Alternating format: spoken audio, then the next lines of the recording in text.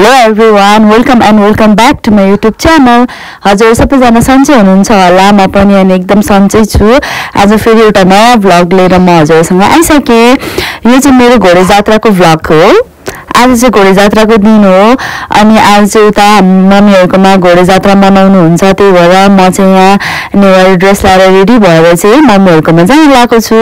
आज सैटरडे भएर अमायाको पनि बिदा थियो, त्यसैले अमायालाई बिहान नुहाइदिएर ब्रेकफास्टहरु गराए अनि त्यसपछि हामी चाहिँ मम्मीहरुकोमै खाना खाने गरेर गयौं। हामी चाहिँ अलि ढिला हुने भएर मम्मीहरुलाई खाना खाएर बस्नु भनेको थिए। हामी पुग्दा चाहिँ मम्मीहरु खाना खादै हुनुहुँदो रहेछ।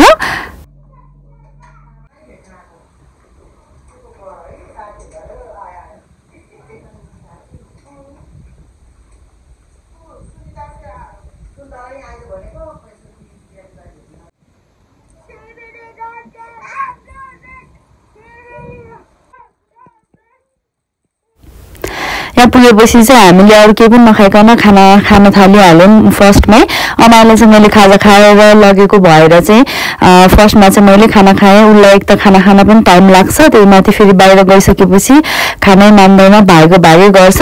मलाई चाहिँ भोक लागिसकेको थियो, त्यही भएर हामीले चाहिँ खाना खान थालिहाल्यौं। अनि हामीले खाना खाएर चाहिँ अनि पछि अमालाई खाना खान्दै मैले चाहिँ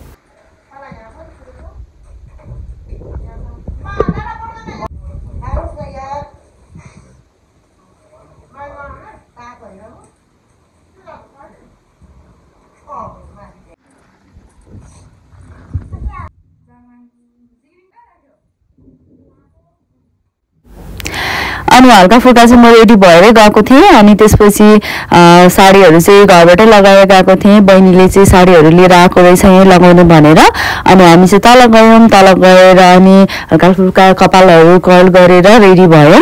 अनि अमायालाई पनि मैले चाहिँ बाटेर धागो लगाएर बाटेर लिएर गएको थिएँ एकतिर, तर उ चाहिँ चलेर सबै फुकालिसकेछ। अनि हामी रेडी भइसकेपछि बहिनीले चाहिँ दुईजना बच्चाहरुलाई चट्ट पारेर कपाल कोर्दै अनि अमाया चाहिँ मक्ख परिरहेको थियो। अनि त्यसपछि कपालहरु कोरिसकेर सबै रेडी भइसकेपछि चाहिँ हामी माथि गयौं।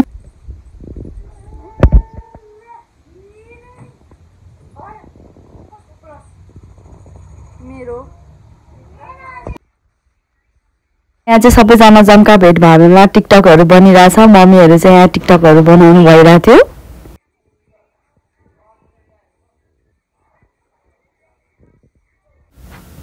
अब चाहिँ यहाँ जात्रा ल्याउने टाइम भइसकेको थियो अनि हामीले बाजा बजाएको पनि सुनेर चाहिँ हामी सबैजना बाहिर बस्यौं। अब जात्रा ल्याउने टाइम भयो भनेर बाहिर कुरेर बस्यौं।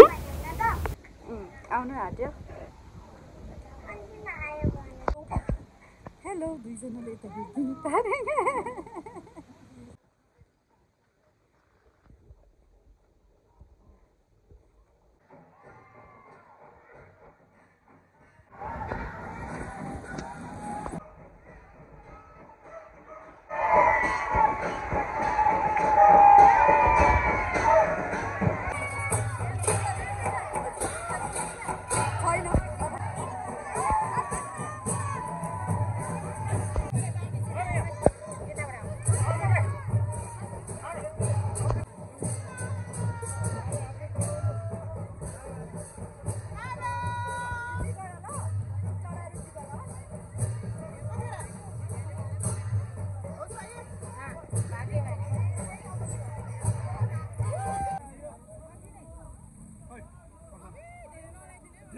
धेरै त कहाँ सबै लाउनु पर्छ, पुगाउनु पर्छ खर्चा त।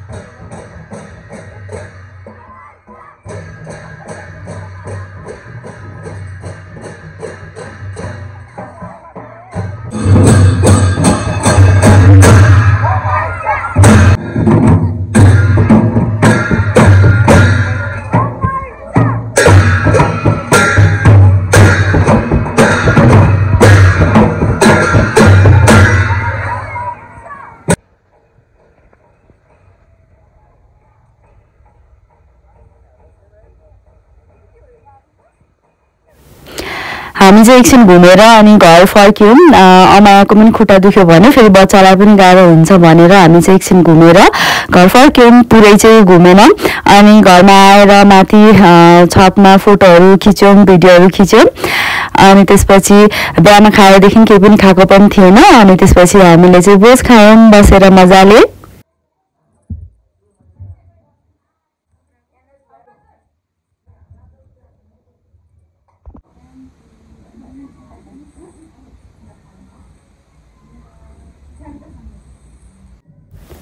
अनि भोज खाएर सकिँदा चाहिँ 8:30 बजिसकेको थियो, बेलुका पनि भइसकेको थियो। अनि भोज खाइसकेपछि चाहिँ मैले चाहिँ कपडाहरू चेन्ज गरेँ अनि फ्रेस भएँ।